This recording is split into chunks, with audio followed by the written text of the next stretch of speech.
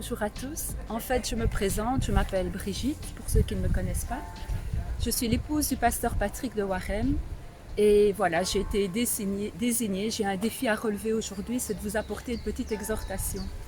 Alors c'est tout nouveau pour moi, je n'ai déjà pas l'habitude de parler, et encore moins devant une caméra. Donc voilà, je voudrais vous encourager par cette petite prédication, si je peux dire comme ça, cette petite exhortation. En fait, ça fait un moment que je réfléchis sur un verset de la Bible qui parle des petits renards. Et ça fait au moins maintenant quelques semaines que ce verset tourne en boucle dans ma tête et je voudrais vraiment vous encourager avec ce verset. Et je vais le lire. Ce verset se trouve dans Cantique des Cantiques, au chapitre 2, au verset 15. Prenez-nous les renards, les petits renards, qui ravagent, qui gâtent les vignes, car nos vignes sont en fleurs. Alors, pourquoi ce verset ? Je vais vous expliquer. Et pour vous expliquer, je vais vous introduire dans une histoire. Mon histoire, une petite partie de mon histoire. Et cette histoire, elle débute au début de mon mariage, quand on était jeunes mariés. Donc vous savez, je suis mariée avec le pasteur Patrick. Et comme tout bon couple, avant le mariage, on a dialogué beaucoup. On a parlé de plein de sujets. Et un des sujets, en tout cas, pour lequel nous avons dialogué était l'acquisition, l'achat d'un chien ou d'un chat. Et il était clair qu'il n'était pas possible pour nous d'avoir un chien et un chat. Donc, ce qui s'est passé, c'est que j'ai enfreint une règle. J'ai enfreint une règle. Ouïe, ouïe, ouïe. En fait, je vous explique, il y a une journée comme ça, j'étais baladée avec ma sœur et on a été voir un magasin, une animalerie. Et quand j'ai visité cette animalerie, il y avait dans un parc un petit chiot, tout mignon, vraiment adorable, une vraie petite boule de poils. Et il me regardait avec ses petits yeux tout tristes et j'ai commencé à le caresser et il y a eu quelque chose qui s'est passé entre lui et moi. Enfin, c'est ce que je pensais, c'est ce que je voulais croire, qu'il y avait un lien entre lui et moi. Et j'ai commencé à me dire, waouh, si ce chiot était à la maison, ma vie serait bouleversée. Ma vie serait différente, je ne m'ennuierais plus. Je ne serais pas toute seule quand Patrick est au travail. Je pourrais aller me promener, je pourrais m'en occuper. Et ça a commencé, j'ai laissé cette pensée germer dans ma tête. Et j'ai commencé à me dire, mais oui, pourquoi pas ? Pourquoi pas ? Il y a plein de voisins, plein de gens que je connais dans mon entourage qui ont un chien. Et je me suis dit, oui. Et j'ai commencé vraiment à réfléchir là-dessus. Et j'ai acheté ce chiot. J'ai acheté ce chiot, j'ai craqué. Et j'ai pas seulement acheté que le chiot, j'ai acheté aussi tout le matériel. La gamelle, la nourriture, tout ce qu'il fallait pour prendre soin de ce chiot. Une laisse. Donc non seulement j'avais craqué pour le chien, mais j'avais mis tout en place pour pouvoir prendre soin de ce chien. Et pendant qu'on était sur le chemin du retour, avec mon certificat d'achat, les preuves de vaccination, etc., quand j'étais dans la voiture sur le chemin du retour, je me suis dit, mais franchement, est-ce que j'ai bien fait ? Et j'ai commencé à essayer de me convaincre. Je me suis convaincue que c'était un bon achat. Mais il fallait une chose maintenant. Il fallait que je puisse amadouer Patrick. Il fallait que je puisse avoir une stratégie. Une stratégie. Parce que je savais au fond de moi que j'avais enfreint une règle établie par nous. Mais il fallait une stratégie. Et j'ai commencé à réfléchir sur le chemin, j'ai commencé à réfléchir. Et quand je suis arrivée à la maison, qu'est-ce que j'ai fait ? J'ai déposé ce magnifique chiot sur le seuil de la porte et j'ai sonné. Et Patrick est venu et quand j'ai vu son regard, sa tête, c'est lui qui me filme pour le moment, donc j'espère qu'il ne va pas trop m'en vouloir encore. Je suis en train de remuer des souvenirs douloureux. Quand je l'ai déposé sur le seuil de la porte, j'ai bien vu à son regard qu'il n'était pas content. Il m'a dit, ne me dis pas que tu as craqué, que tu as acheté ce chien. Je dis, si, mais regarde, il est tout mignon. En plus, tu sais comment il s'appelle ? Rubens. Pour un artiste peintre qui aime Rubens et ses œuvres, je me suis dit, c'est fait, c'est acquis, il va craquer. On a un petit peu discuté, on a un petit peu dialogué. Et comme il m'aimait beaucoup et qu'il m'aime toujours beaucoup, il a craqué. Il a craqué. Il s'est dit, bon, si ça peut faire son bonheur. Mais il m'a dit, Ok, mais tu t'en occupes. C'est toi qui fais tout avec ce chien. Moi, je ne m'en occupe pas. Ok. Et ce beau petit chien tout mignon qui avait des grosses pattes est devenu très vite un grand chien costaud, fort et robuste. C'était plus le petit chiot, c'était devenu vraiment le gros chien. C'était en fait un berger allemand, non, un berger belge croisé avec un labrador. Et ce chien est devenu très grand. Et non seulement il est devenu très grand, mais c'était lui qui dictait un peu, qui faisait un peu sa loi à la maison. Quand j'allais promener, c'était même pas moi qui promenais mon chien, c'était lui qui me promenait. Et si je croisais un autre chien, il fallait que je lâche la laisse parce que je ne pouvais pas le tenir tellement il était costaud. Et ce chien, qui était au début pour moi, je pensais une bénédiction, est devenu mon malheur. C'est-à-dire que ce chien, il a saccagé beaucoup. Il a dévoré les arbres, il a creusé des trous dans la pelouse. Et quand je dis creuser des trous, il était grand. Mais une fois qu'il était dans le trou, on ne le voyait même plus, pour vous dire. Un jour, il a été attaqué les poules du voisin, les petites poules du fermier, ce qui a commencé à entraîner des conflits. Heureusement, il était sympa, le fermier, mais voilà, ça a commencé quand même à créer des tensions dans la maison. Un autre jour, il a mangé les tuyaux de la citerne à mazout et les 1000 litres, ou je ne sais pas combien il y avait de litres de mazout, dans la citerne se sont écoulés dans les égouts et polluaient la rue du quartier. On a bien dû réfléchir et j'ai bien dû me rendre compte qu'en fait, je n'étais pas maître de ce chien. Que ce chien qui devait être une source de bénédiction était une source de malheur, une source de conflit, une source de travail, de fatigue.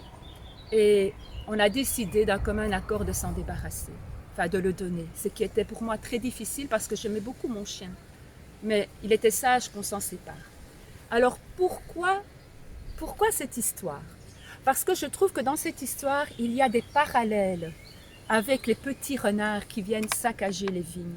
Mon chien était devenu le petit renard qui a saccagé ma vigne. En fait, les petits renards, vous savez, la Bible parle non pas seulement des renards, mais des petits renards. Les petits renards, ils sont mignons. On a vu dernièrement un reportage et quand je vois les petits renards, c'est tout mignon. On a envie de les caresser, on a envie de les prendre. Mais en fait, un renard, c'est tout sauf mignon, si vous en avez un à la maison.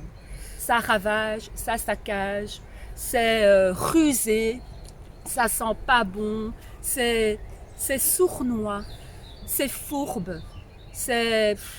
En fait, en tout cas, la Bible, les petits renards que décrive la Bible, ce sont ces petits renards qui sont fourbes, qui viennent que pour une chose, c'est dévorer les fruits. Même pas les fruits, les fleurs. Ils tournent autour de la vigne et veulent dévorer les fleurs. Et même si on peut trouver ces petits renards mignons, tôt ou tard, on va se rendre compte que ces renards sont vicieux et dangereux. Ils peuvent ruiner une vie. Ils ne sont pas bienveillants, mais malveillants. Et la Bible parle de la vigne. Alors la vigne, c'est quoi? La vigne, c'est ta vie, c'est ma vie spirituelle, c'est ma relation avec Dieu, c'est mon intimité avec Dieu. C'est tout ce que je peux consacrer comme temps avec mon Dieu. Les lectures de la Bible, la prière, des chants, toute la louange que je peux lui apporter. C'est aussi mon appel. Voilà, peut-être que tu as reçu un appel sur ta vie, un ministère dans la louange, tu as un ministère de prédicateur, tu as un ministère prophétique. Tout ça, c'est ce qui fait partie de ta vie spirituelle. Et les petits renards sont là pour enlever tout ça. S'ils sont petits, mais ils saccagent, ils détruisent vraiment. Comme mon chien, il a détruit mon jardin. Il a failli détruire la bonne entente dans le voisinage. Et il y a une précision aussi qui est donnée dans ce verset, c'est que les petits renards ne s'attaquent pas aux feuilles de la vigne, mais ils s'attaquent aux fleurs. Les fleurs, c'est ce qui va donner le fruit. Les fleurs, c'est toutes les promesses de Dieu. C'est toute ton espérance que tu mets en Dieu. Certainement que tu as eu des promesses sur ta vie. Ah ben, ces petits renards, ils veulent faire une chose. C'est enlever toutes ces petites promesses qui ont été mises sur ta vie. Ils commencent par le doute. Oui, mais tu es sûr que Dieu a dit ça pour toi. Et puis regarde, elles ne s'accomplissent pas et tu commences à douter et tu commences à mettre ta foi en question. Les fleurs, c'est tout ce qui va devenir à un moment donné des fruits dans ta vie. C'est-à-dire le fait que tu travailles à ton appel, à un moment donné, ça va porter du fruit. Ah ben, c'est tout ça, c'est ton travail, c'est ta persévérance, c'est toutes ces choses avec lesquelles tu mets tout ton zèle pour travailler pour le Seigneur. Et vous savez, qu'est-ce que c'est que la destruction? Qu'est-ce que les renards veulent détruire dans ta vie? En fait, comment ils viennent détruire ta vie? Ils viennent déjà dans tes pensées et dans tes raisonnements. Ils viennent s'insinuer dans tes raisonnements. Est-ce que vraiment Dieu a dit ça? Est-ce que vraiment la parole de Dieu dit ça? Est-ce que tu es sûr que le concubinage n'est pas mauvais? Regarde autour de toi, tout le monde le vit, tout le monde le fait. Est-ce que tu es sûr que voler, écoute, si tu n'as pas trop les moyens et que tu vois des fruits chez ton voisin, dans le verger de ton voisin, es-tu sûr que tu ne peux pas les prendre? C'est pour c'est pour quelque chose de bon. Tu n'as pas de quoi acheter des fruits, tu peux les voler. Et les petits renards commencent à détruire nos raisonnements et nos pensées. Les petits renards, ils accommodent aussi notre conscience. C'est-à-dire que notre conscience, qui était aiguisée, qui était à l'affût du moindre péché, de la moindre erreur, commence à devenir de plus en plus ouverte à la pensée et au raisonnement du monde. On commence vraiment à se dire que tout compte fait, tous les gens autour de nous qui ne connaissent pas le Seigneur vivent très bien sans Christ. Et ils sont même plus heureux que nous. Mais ça, ce sont des mensonges. Des mensonges de ces petits renards, des mensonges de l'ennemi. Parce que ce n'est pas la réalité. Ce n'est pas la réalité.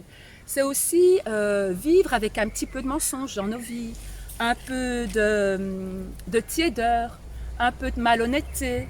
C'est tout ça, c'est laisser toutes ces choses nous envahir. Un peu de paresse. Oh, je ferai ça demain. Oh, je dois répéter la louange pour demain, mais je ferai ça demain. Je ferai ça après-demain. Je ferai ça quand j'aurai le temps. Et tout doucement, on lit plus sa Bible. On ne prie plus. On ne recherche plus la face de Dieu. Parce que les choses du monde commencent à prendre la place de Dieu. Je vais regarder une série. Je suis en confinement, j'ai le temps. Je vais consacrer 10 minutes à mon intimité avec Dieu. Et puis je vais regarder des séries, je vais jardiner, je vais faire des tas de choses pour me détendre. J'ai besoin de me détendre.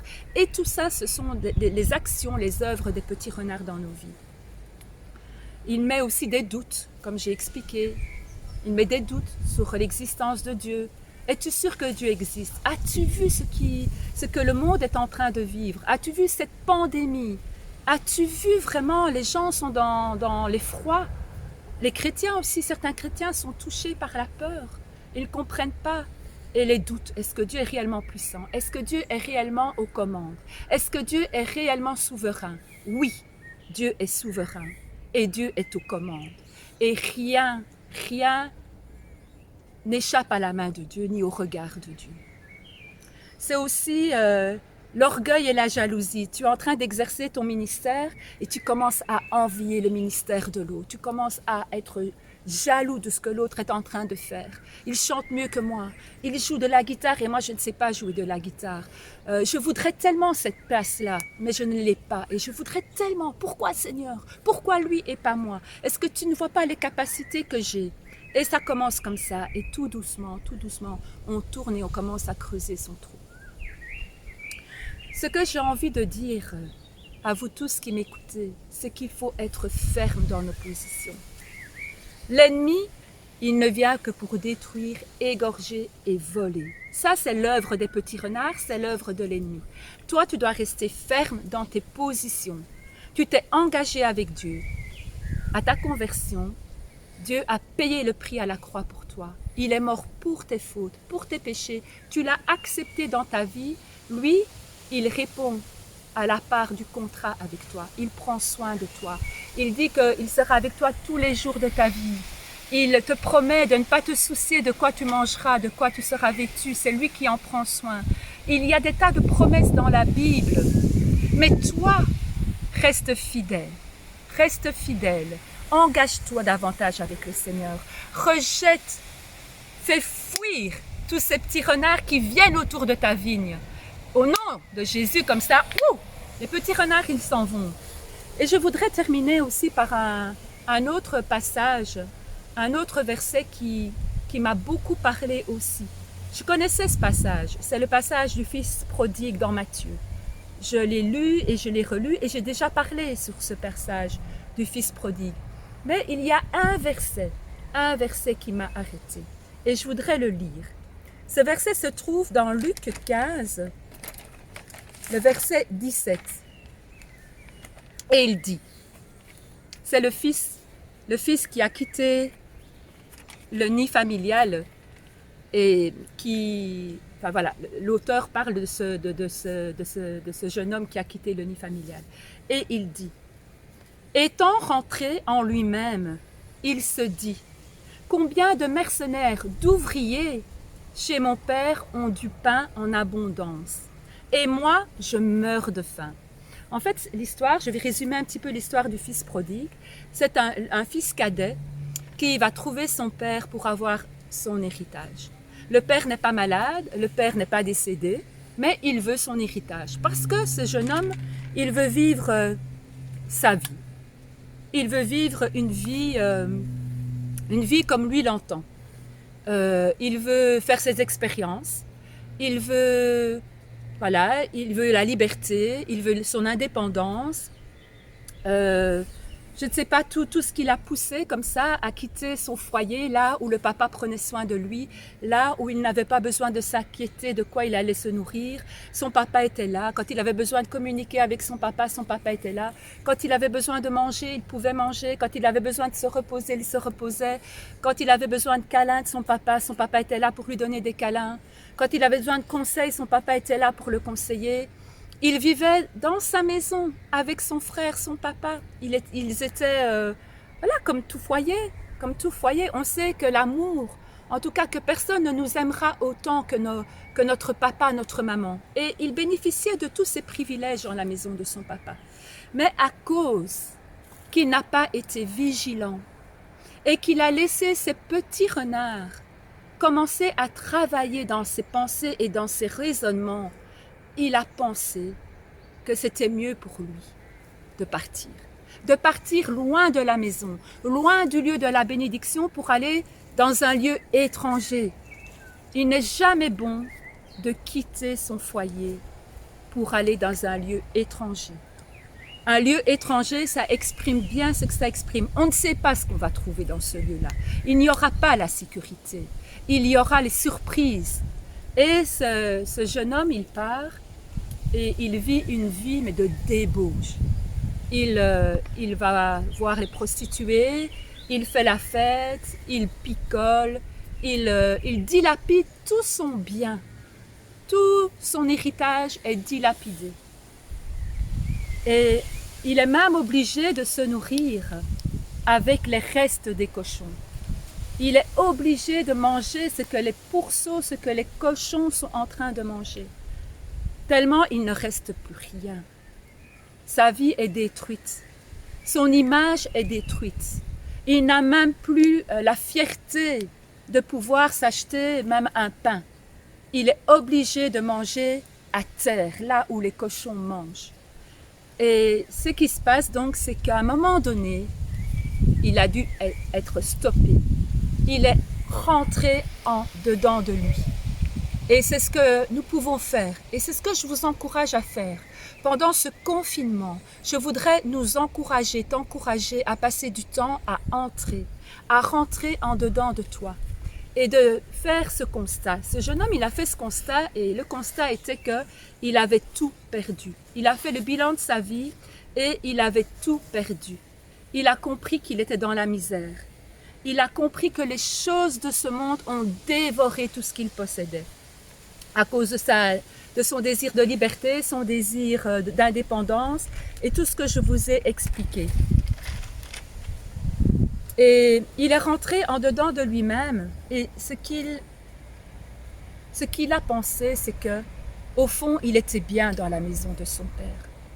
Il était en sécurité et son père prenait soin de lui. Maintenant, sur son chemin du retour, je ne sais pas ce qui a pu se passer dans sa tête. Certainement qu'il a dû avoir peur de retourner chez son père. Il a dû se poser pas mal de questions. Est-ce que mon père va m'accepter? Est-ce que je vais vivre comme les serviteurs de mon père? Est-ce qu'il va me pardonner? Est-ce que? Mais il était décidé. Il a dit non, ce n'est plus possible pour moi, je ne peux pas continuer comme ça, je vais retourner chez mon père. Et vous savez quoi? Quand son père l'a vu au loin, il a retroussé sa robe et il a couru vers son fils. Avant même que son fils ne dise quoi que ce soit, il a couru vers son fils. Et il a pris son fils dans les bras. Vous savez, moi j'ai un fils, je n'en ai qu'un. Et même si je l'aime d'un amour humain, je pense qu'il pourrait se perdre. Je pense qu'il pourrait se perdre, mais je viendrai à sa rencontre. Je viendrai à sa rencontre. Et c'est ce que le père a fait. Il a été à la rencontre de son fils et il lui a fait un gros câlin. Et il l'a dit à ses serviteurs, préparez à manger, on va faire la fête. On va faire la fête car mon fils qui était perdu est revenu. Je vais le revêtir de la plus belle robe.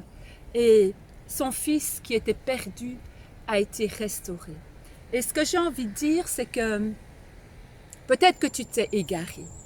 Peut-être que tu as laissé tous ces renards venir dévorer ta vigne. Tu penses que, oui, même si tu es rentré à un moment donné en toi-même et que tu t'es dit, je vais retourner vers mon Dieu, mais tu te dis, non, c'est pas possible pour moi. Il ne va jamais m'accueillir, il ne va jamais me pardonner.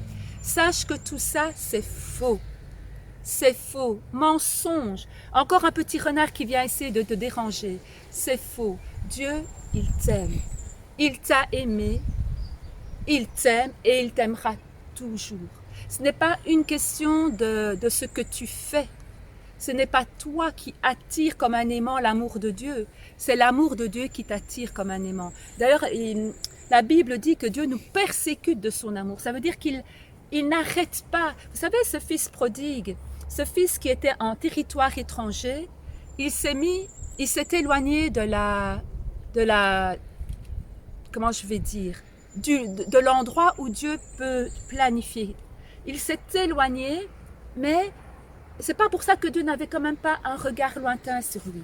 Il a laissé ce jeune homme faire ses choix, mais Dieu l'aimait toujours. Dieu n'a jamais cessé de l'aimer. Et si tu t'es éloigné, peu importe ce que tu as fait, reviens à la maison de ton Père. Fais une introspection. Regarde vraiment les bonnes choses de ta vie. Regarde les moins bonnes. Confesse et reviens auprès du Père. Et je voudrais vraiment t'encourager à faire cela. On a assez de temps pour le moment pour pouvoir faire cela, pour pouvoir s'interroger, pour pouvoir vraiment s'approcher de Dieu. Prends des distances avec le monde. D'ailleurs, tu es confiné, tout s'est arrêté autour de toi. Écoute. Et je voudrais dire ce verset qu'on a déjà beaucoup cité cette semaine, mais arrêtez, car je suis Dieu. Arrêtez, car je suis Dieu. Voilà, je voudrais juste faire une petite prière avec vous. Seigneur Jésus, je voudrais te prier pour toutes ces personnes qui vont entendre cette vidéo, celles qui ont déjà une rencontre avec toi et celles qui ne te connaissent pas. Je voudrais vraiment te prier, Seigneur, que tu puisses renouveler les vies, que tu puisses restaurer les vies, car rien n'est trop souillé, rien n'est trop mauvais dans une vie que pour que tu nous pardonnes. Et Seigneur Jésus, je te prie vraiment de répandre ton pardon, Seigneur, dans les cœurs. Tu vois toutes ces personnes qui sont blessées, qui ont délipendé leur héritage, qui ont fait de leur vie peut-être, de leurs choix, des mauvais choix, qui ont désobéi, qui ont fait des compromis. Toutes ces choses-là, Seigneur, mon Dieu, viens maintenant, viens parler à leur cœur et ramène-les à la maison, Seigneur, là où il y a la bénédiction. Merci, Seigneur. Amen. Voilà, je termine et je vous souhaite de passer un bon dimanche.